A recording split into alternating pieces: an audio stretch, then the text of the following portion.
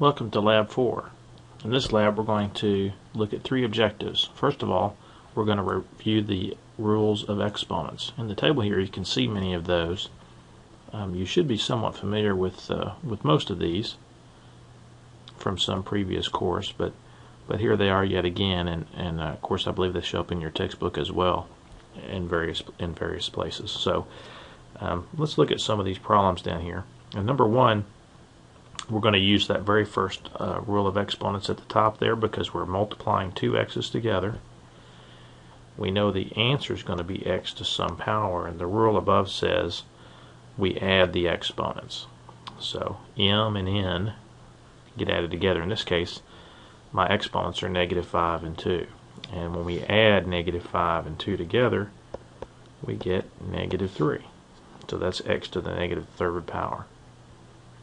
Now you also see here above that when you raise x to a negative power, that also corresponds to a positive exponent. And most of the time, unless you're told otherwise, you do probably want to go with a positive exponent in your answer. So let's use that property as well to write this as 1 over x to the 3rd power.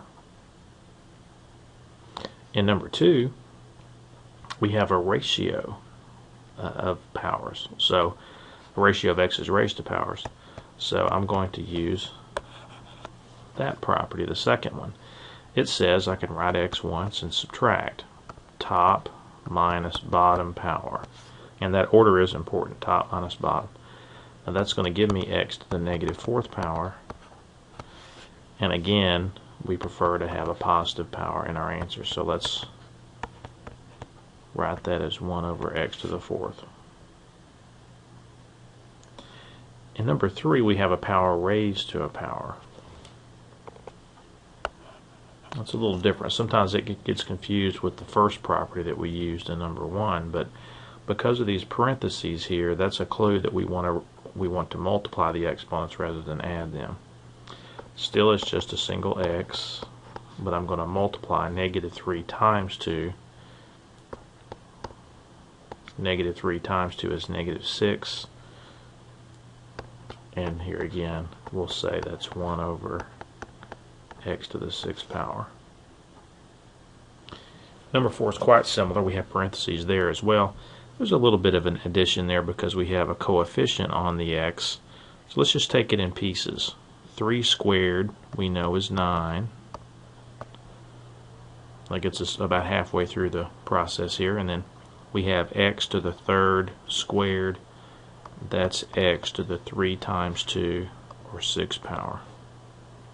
And on that one we already have a positive exponent, so we won't need to use that other property.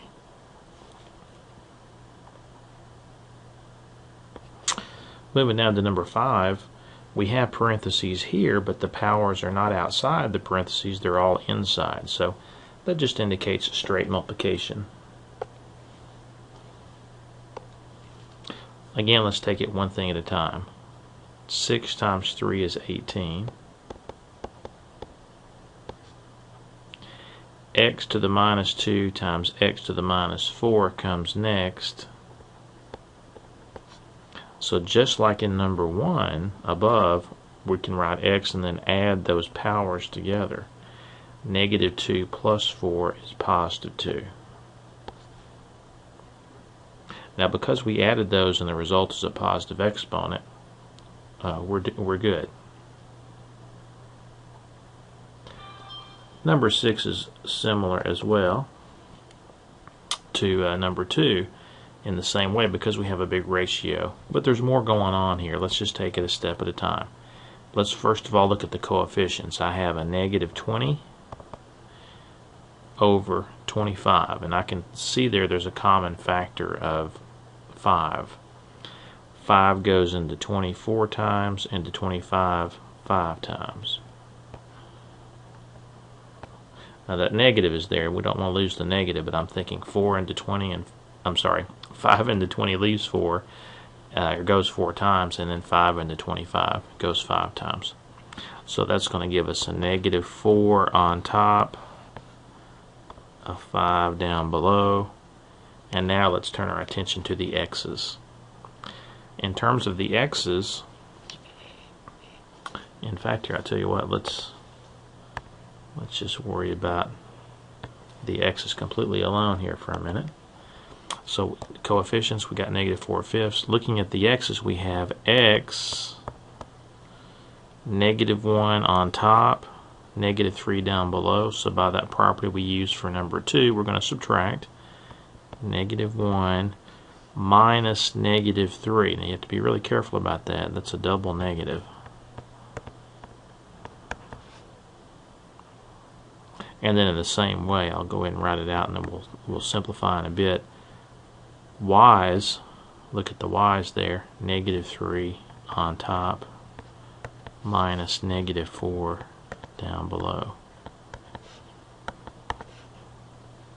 So still got my -4/5. -1 minus -3 power is +3. Well, x to the -1 plus 3 is +2, so that's just x squared. And then in the same way, -3 minus -4 is +4. -3 plus 4 is 1. That's just first power. That's just y. So we actually could leave our answer just like that, as -4/5 x squared y. Or you may also see the variant this way as -4 x squared y on top of the 5 as one big fraction. Either of these is perfectly acceptable because we have positive exponents. We have each variable represented just one time.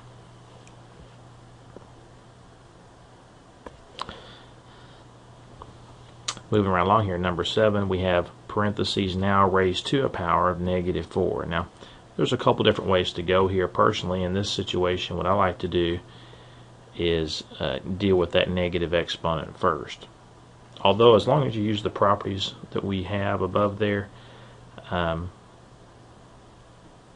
correctly, it doesn't matter a huge amount which order you do them in. So, because we're all in the same level of order of operations, everything's an exponent that we're dealing with. So I'm going to note that this negative outside here, much like we're seeing there, applies to everything inside. So what's going to happen here is all these variables get raised to the 4th power, but everybody also has to flip upside down. Now, let's first of all do this. This might help you see it more easily.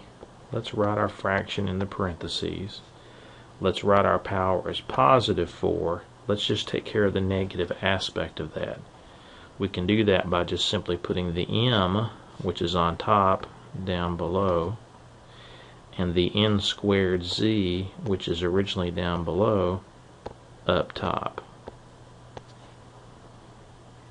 That takes care of the negative part of the exponent. And for me, I prefer just getting rid of that, right off the bat. But again, there are other ways to do it. You might explore trying some different avenues, different orders of those properties being used.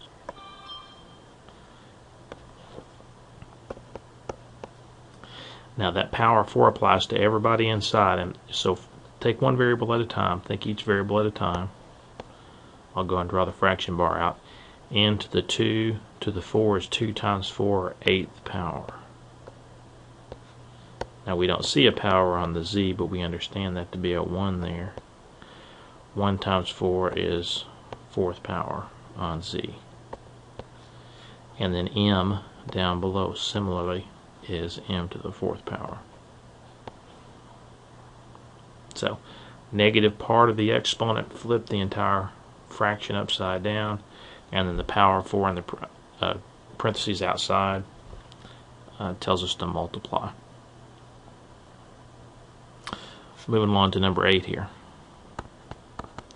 We have parentheses here as well. Everything's being cubed. Let's take it one thing at a time. Let's deal with that constant multiple, the coefficient. -2 is being cubed. So think -2 times -2 times -2. That's actually going to give us a -8 out front.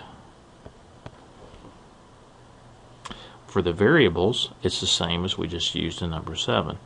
x to the 6th to the 3rd is 6 times 3 power. That's 18.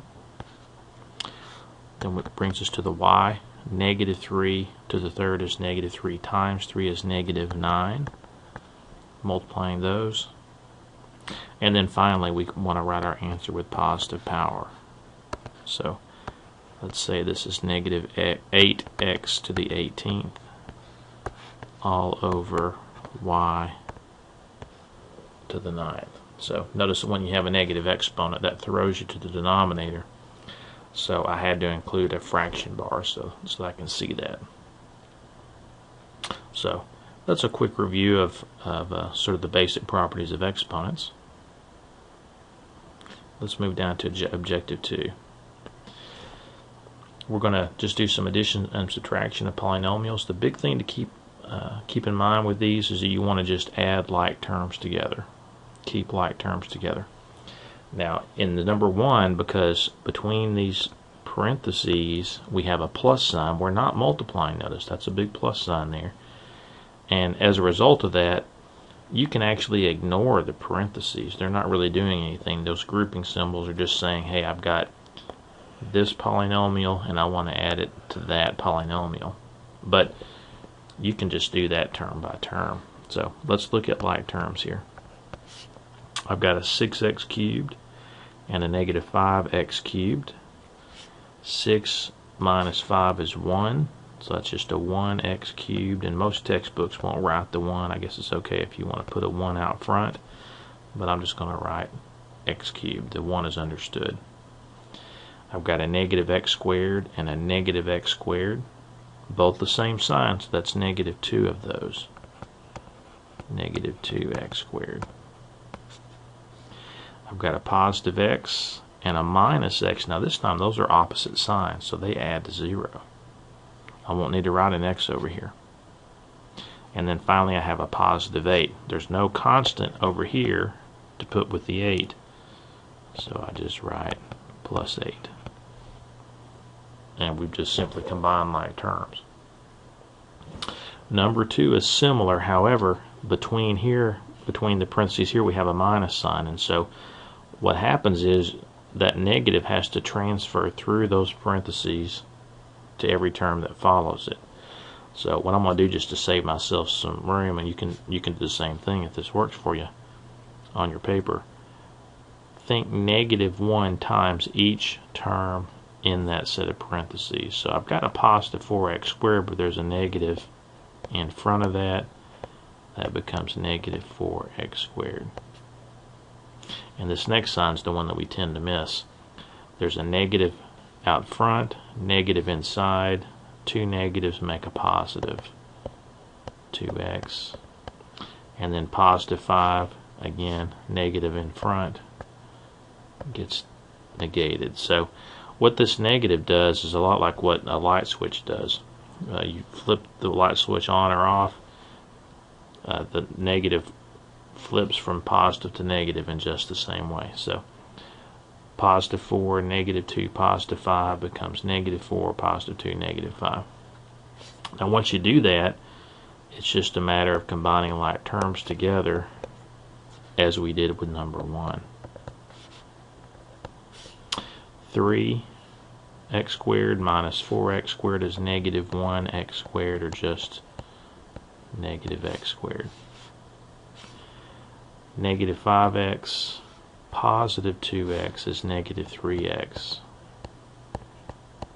Notice that I don't look at this, I'm looking at the negation of that second polynomial above. So negative 5 plus 2 is negative 3x's. 6 minus 5 is positive 1. So there's our resulting polynomial. Same thing with number 3. Now in the first set of parentheses, the parentheses aren't really doing anything there, but in the second set, because of that minus sign, I have to negate everything just in this set of parentheses. So be careful here. This negative negative becomes a plus 3a cubed. Negative positive 4a squared becomes negative 4a squared. Negative negative 12a is positive 12a. Now there's a plus sign preceding this next set of parentheses, so these stay as they are. Now let's look for like terms. I've got 5a cubed, 3a cubed, and negative 7a cubed. So you see what I'm doing there? I'm sort of picking out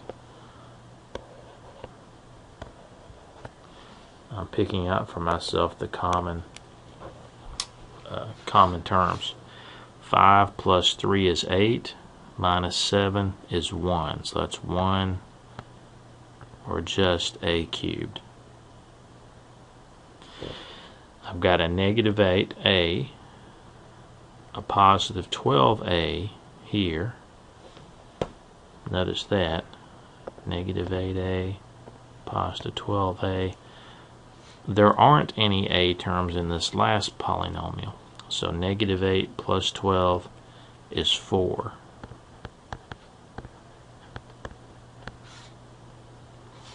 I've got a 14. In the middle polynomial, I don't have any constant terms. In the last one I do. I've got a negative 9 over there. 14 minus 9 is 5. So I've dealt with the cubed a to the first power, the constant, but notice here that I also have a couple of squared guys. A couple of squared a's. I don't want to neglect those. Negative 4a squared and negative 4a squared, both the same sign now, gives me a negative 8a squared to get the a squareds together. So, however you want to do this, within reason, of course, is fine, but we're combining like terms together.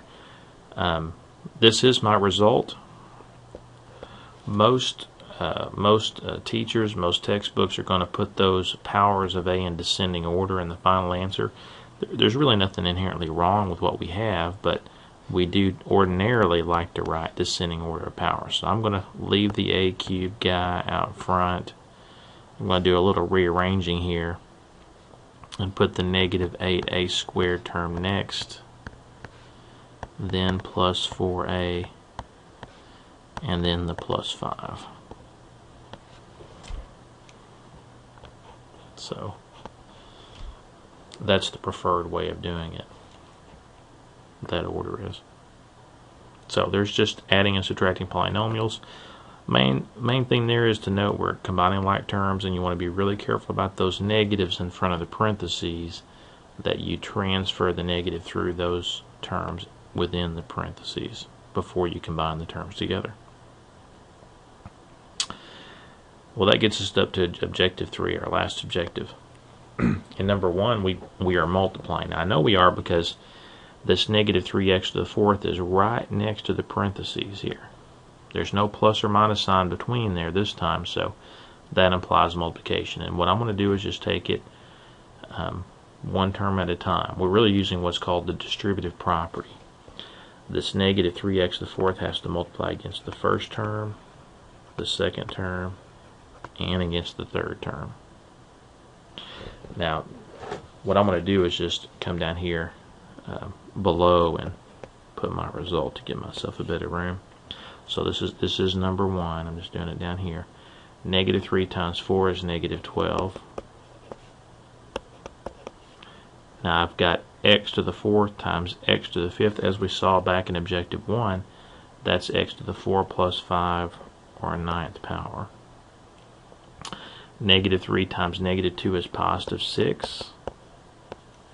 And then x to the 4th times x cubed is x to the 4 plus 3, or 7th power.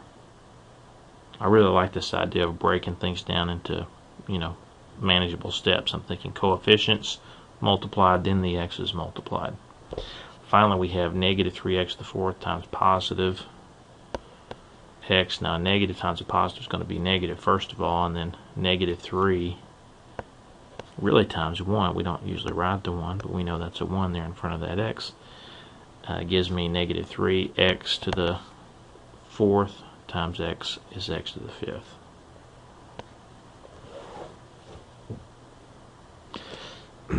For number 2, we have parentheses now. Again, notice how that looks different from what we saw in number 1 of objective 2. There was a plus sign between the parentheses.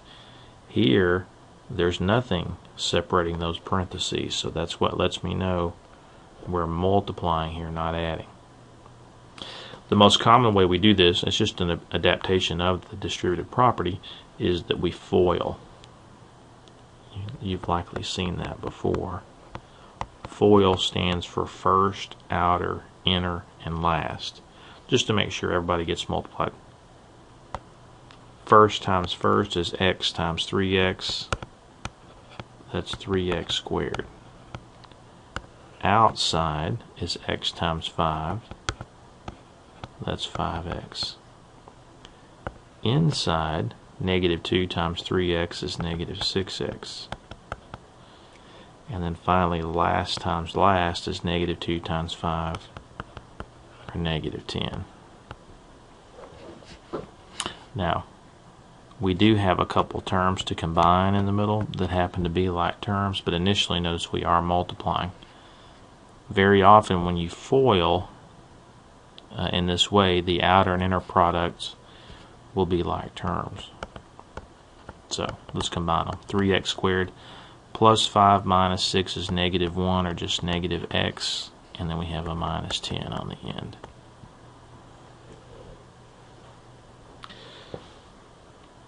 Number 3 can actually be handled the same way. Now, I don't see 2 sets of parentheses here, but this exponent 2 has a binomial inside of it, x minus 6. This minus sign between those terms tell me that I have a binomial. Binomial just means 2 terms. So I'm going to do number 3 kind of down below here as well to give myself the room to do it. That exponent 2 means 2 the same. So in the same way as I know that 3 squared means 3 times 3, x minus 6 squared literally means x minus 6 times x minus 6.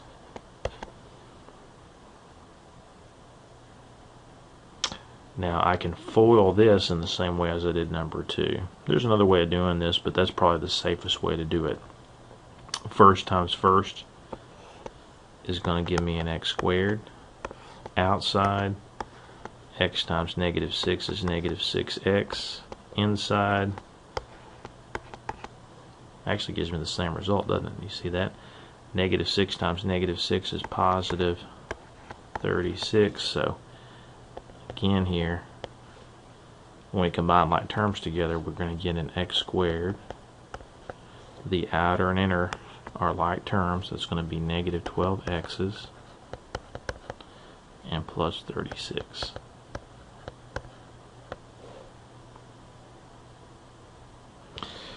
Number 4 is just the same. It's a little bit bigger looking because of the extra variable y thrown in the mix, but we do have 2 binomials multiplied, and we can FOIL those in just the same way. First times first is 4x squared. 2x times 2x. 2 times 2 is 4. X times x is x squared. Outside, 2 times negative 5 is negative 10, but we also have an x times a y. Now, those are not the same variables, so the best we can do is just write xy. Inside, 5 times 2 is positive 10. And here again we have y times x, or xy. The order doesn't matter. Multiplication is commutative, but we do typically put them in alphabetical order given the choice. And then last times last, positive times negative is negative. 5 times 5 is 25. Y times y, now those are the same variables, so we do get a y squared there. Out front we had x times x to give us the x squared. Last times last, y times y gives me the y squared. Now, when I combine like terms together here, an interesting thing happens. Minus and positive 10xy add to 0. So we just end up with 4x squared minus 25y squared.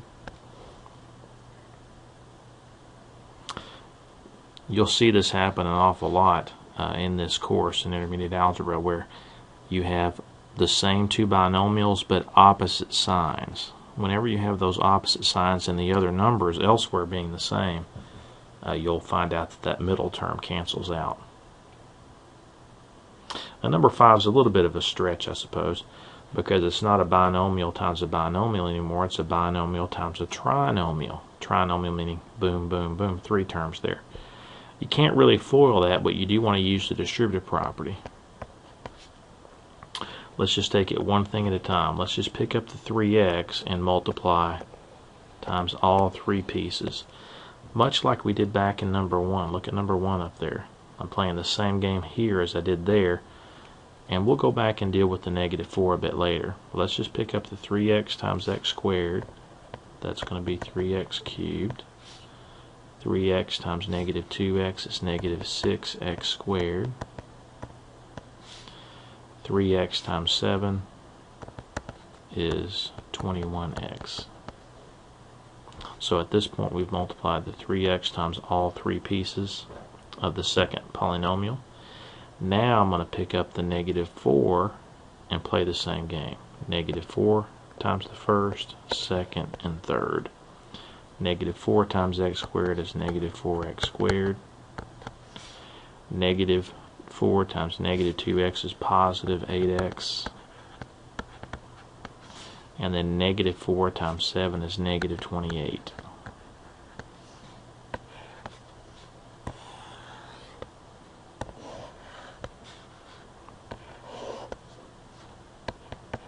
So each of these 2 terms in the binomial multiplied by each of the terms in the trinomial exactly 1 time for each. Now I'm going to combine like terms together and I'll be done. 3x cubed is my only cube term. I've got a couple of squared terms. Negative 6 and negative 4 add to give me negative 10 x squareds. I've got a couple of x terms. 21 and 8 gives me 29 x's. And there's a lonely constant of negative 28 on the end. So there we go. Well, I certainly hope this has helped. There is a worksheet that goes along with this lab as well. See if you can tackle that, and if you have any problems at all, make sure you visit the math lab.